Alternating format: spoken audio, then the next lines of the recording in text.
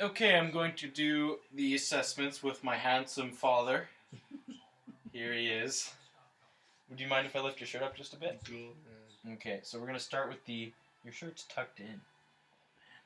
Yeah. Your shirt's, okay, we're going to start with the hip extension test. So, if you would be so kind as to just lift this leg off the ground for me, please. And back down.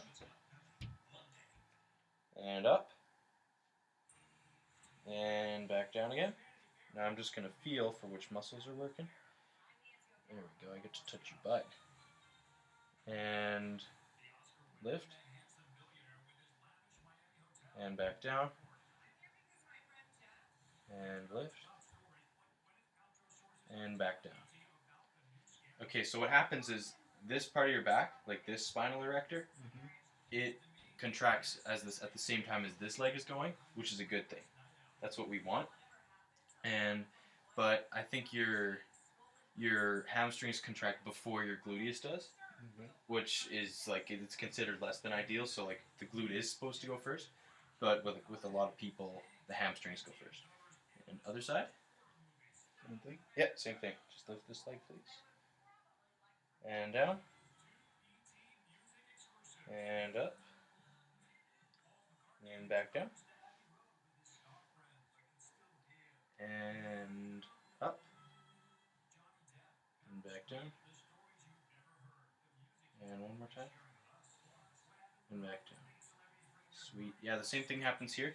This side does contract a bit, but this one initiates the contraction. This one just comes in to help out, which is also good.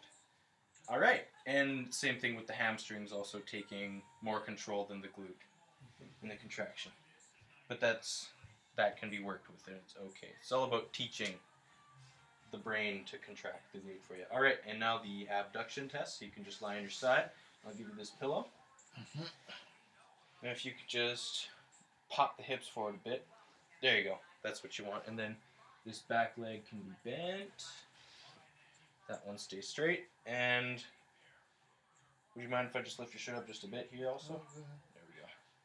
And can you just lift this leg in the air, please? And back down. And up. And back down. Now I'll just get a feel of the TFL and the glute med. And also of the obliques and stuff. And up. And back down. And up. And back down. Do you notice your leg drifting back? Mm-hmm. You started here. That's where you started. Actually, maybe this leg drifted forward. Okay. I don't know. Okay, just try one more time, please. And back down. Yes, because it feels like the TFL initiates the contraction, which is strange that it seemed to drift back, but then I noticed like there was just a kink in your hips, and so it didn't really drift back. Okay, just one more time. I just want to do it once more. And back down. Yeah, they're both contracting pretty evenly, and there's not much going on here either. Other side, please. I'll get you to sit up, and we'll go this way just so the camera can still see you. Oh, okay. Good. This way, right? Other way. Yeah. I was just all right. It's okay. Sorry. It's been a long day for all of us. Student. Yeah. I'll just set you up. There you go. That's what you want. And lift the leg, please. And back down. And up. And back down. And one more. And back down. I lied. One more now. Yeah, the glute med initiates the contraction on this one. That's bad? That's not bad. That's good. All right, now we're going to do the trunk flexion one, which is like the crunch. Okay. Go. Now I don't need to touch anything here. I just need to look. Can you get your knees at 90? Here, I'll help you with that. There, that's about 90 right there. Now just sit up. Further? A little bit. Hold on.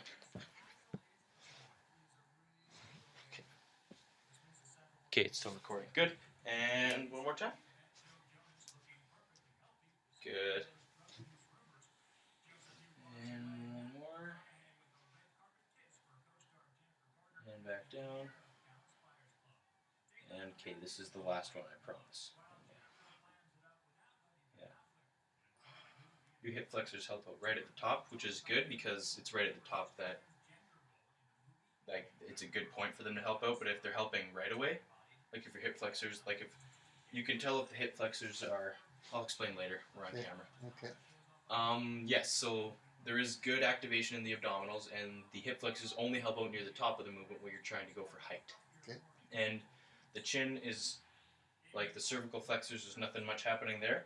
You are tucking the chin just a bit, which is good, but there's not like this happening, which is the tenant tooth a lot of people. Okay. And if you could just drop your arms by your side and just lift your head off the ground. And back down. And up. Okay, and down. That's good. Lots of people also do this. They Okay. just pop it forward, but you're actually curling, Okay. which is good. Okay. And now the final one, which is the shoulder abduction, so you can stand up. I will adjust the camera so that the camera can see us. And then you can just face this way, actually, so they can just see what I'm doing. And just hands, like I showed you, just right here. Kind of like that. There we go, perfect. And I'm just going to feel your shoulder blades, make sure they're moving properly. There we go. Now bring it up.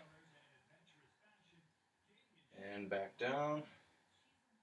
If you can bring them a little bit closer to your body. Not necessarily back further, but Okay. just closer to your Hands, body. yeah. And up. And down. And up. And down. And one more. Up. And down. Yeah, they shoot out just a bit right away. Okay. Yeah, normally it's about at a 30-degree angle. That the like the 30 degrees between here and the humerus. Okay. That's normally when the scapula starts to shoot out and assist with the adduction movement. But within that first 30 degrees, normally there's like the scapula doesn't move at all, Okay. and then it kicks in. Yeah. So yeah, thank you for helping me. You're welcome. This has been a long video. Sorry, Lorraine.